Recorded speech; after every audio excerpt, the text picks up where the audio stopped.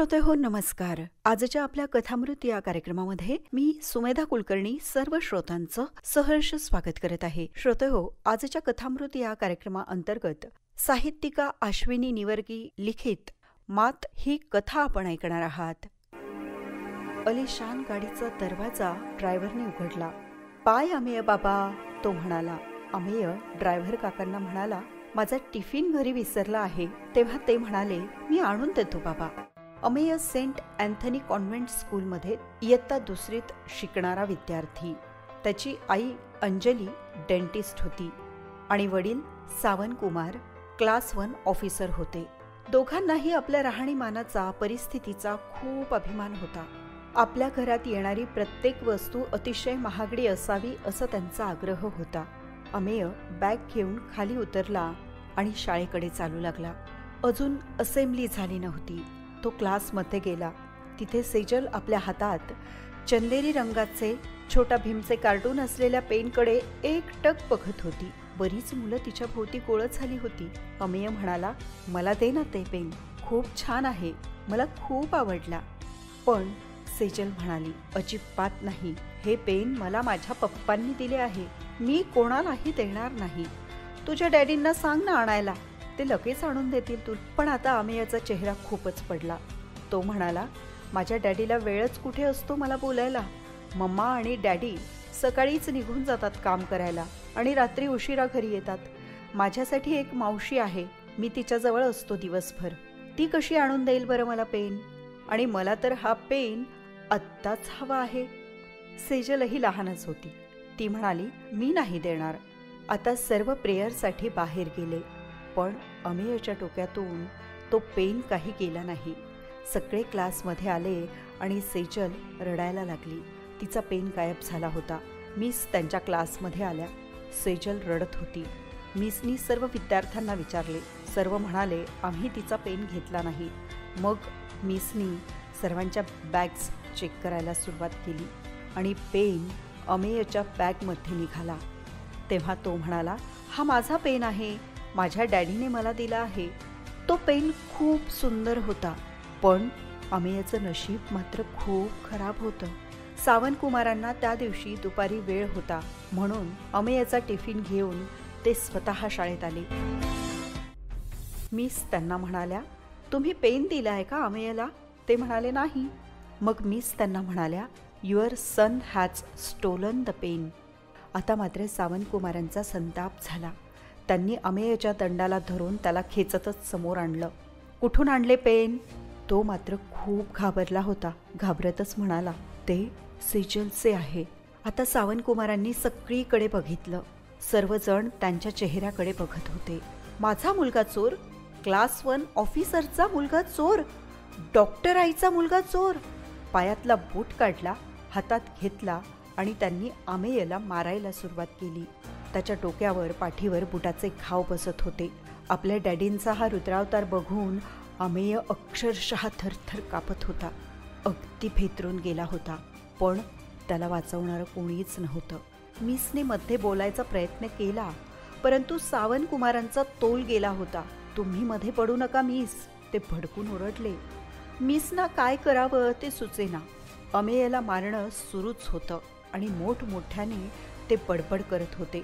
तू मला पेन मागितलं असतास तर मी तुला लगेच आणून दिला असता. भिकाऱ्यासारखं वागायची काय गरज होती? माझा मुलगा चोर, लहानपणी पेन चोरतोस, मोठेपणी काय चोरशील?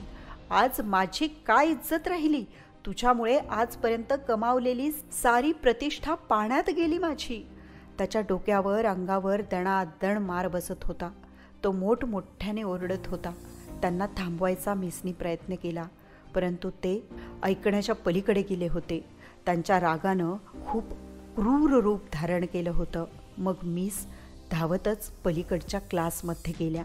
तेथील टीचर्सही धावत आले. त्यांनाही आरडाओरडा ऐकून काही कळत नव्हतं. त्यांनी दोघांनी धरून सावन कुमार यांना थांबवण्याचा प्रयत्न केला. सावन कुमार कुणाचं ऐकून घेण्याच्या मनस्थितीत नव्हते. तरीही दोघा तिघांनी धरून त्यांना बाजूला केलं आणि म्हणाले, काय करताय सर? एक पेन घेतल्याची एवढी शिक्षा? चोरी म्हणजे काय हे समजण्याचं सुद्धा वय नाही त्याचं. त्याला एवढी मोठी शिक्षा? पण काही समजण्यासाठी मुळात मन शांत असावं लागतं. सावंतकुमार यांच्या अंगात राक्षस शिरला होता. प्रतिष्ठेचा राख डोक्यात गेली होती. ते संतापाने काही न बोलता निघून गेले. आता अमेय बेशुद्ध पडला. त्याच्या प्रिन्सिपलनी त्याला हॉस्पिटलला ॲडमिट केलं. अंजली धावतच हॉस्पिटलमध्ये पोहोचली. त्याची 11 हाडे फ्रॅक्चर झाली होती. अंजली एकटक आपल्या मुलाकडे बघत होती. त्याच्या संपूर्ण अंगाला ठिकठिकाणी प्लास्टर घातलं होतं. प्राणांतिक वेदनांनी तो तळमळत होता. सावंतकुमार त्याला बघायला आले. अंजली ढसाढसा रडत होती. तुम्ही काय केलं हे? ती सावंतकुमारांना म्हणाली. सारी रात्र तिनं हॉस्पिटलमध्ये जागून काढली. रडून रडून डोळे सुजले होते तिचे. अमेय शुद्धीवर आलाच नाही. सावंत, मला माझं बाळ परत हवंय. तो चोर मुलगा घेऊन मी कुठेही जाईन. तुम्ही तुमची प्रतिष्ठा सांभाळत बसा. माझं बाळ मला परत करा. अमेय बाळा, डोळे उघड रे. एकदा बोल माझ्याशी. तुला हवे तेवढे पेन घेऊन देते. तेवढ्यात अमेयच्या हाताची थोडी हालचाल झाली. अंजली ओरडली, डॉक्टर डॉक्टर. पण तेवढ्यात तिच्या हातातला अमेयचा हात थंड झाला. ही हालचाल शेवटची ठरली. बाळा! अंजलीचा हंबरडा सगळ्यांचं काळीज चिरत गेला. सावंतकुमारांच्याही डोळ्यात पाणी आलं होतं. पण वेळ गेल्यानंतर पश्चाताप करून काही उपयोग नव्हता. त्यांच्या प्रतिष्ठेनं त्यांच्या आतल्या वडिलांवर मात केली होती. आणि आता अमेय हे जग सोडून निघून गेला होता. श्रोतेहो, खरंच अनेक वेळा पद, प्रतिष्ठा, पैसा याचा खोटा अभिमान समाजात मिरवण्यासाठी आपण आपलं सर्वस्व पणाला लावतो. पालकत्व निभावत असताना करिअरच्या मागे, प्रतिष्ठेच्या मागे धावणारं आपलं मन आपल्या पाल्यांच्या छोट्या छोट्या गरजांकडे दुर्लक्ष करायला लागतं. पण लहान मूल हे अगदी फुलासारखं असतं. त्यांच्या भावना अगदी नाजूक असतात. त्यांना प्रतिष्ठेच्या भौतिक गोष्टींपेक्षाही त्यांच्या पालकांची, त्यांच्या मायेची, प्रेमाची भूक असते. त्यांना हवा असतो त्यांच्या माता पित्यांचा डोक्यावरून फिरणारा एक ममतारूपी स्पर्श आणि छोट्या छोट्या त्यांच्या इच्छा आकांक्षा पूर्ण करणारे पालक. पण अनेक पालक अगदी अमेयच्या बाबांप्रमाणे प्रतिष्ठेच्या मागे धावणारे असतात. मुलांना त्यांची चूक समजावून सांगण्यापेक्षा त्यांना त्यांच्या खोट्या प्रतिष्ठेला, अहंकाराला बसलेला धक्का जास्त महत्त्वाचा वाटतो. आणि त्यातूनच अनेक पालक आपल्या पाल्यांचं सुख आणि प्रसंगी काही वेळा त्यांचे प्राणही हरवून बसतात. अतिशय उत्तम बोध आजच्या या कथेतून अश्विनी निवर्गी मॅडमनी आपल्यापर्यंत पोहोचवला आहे.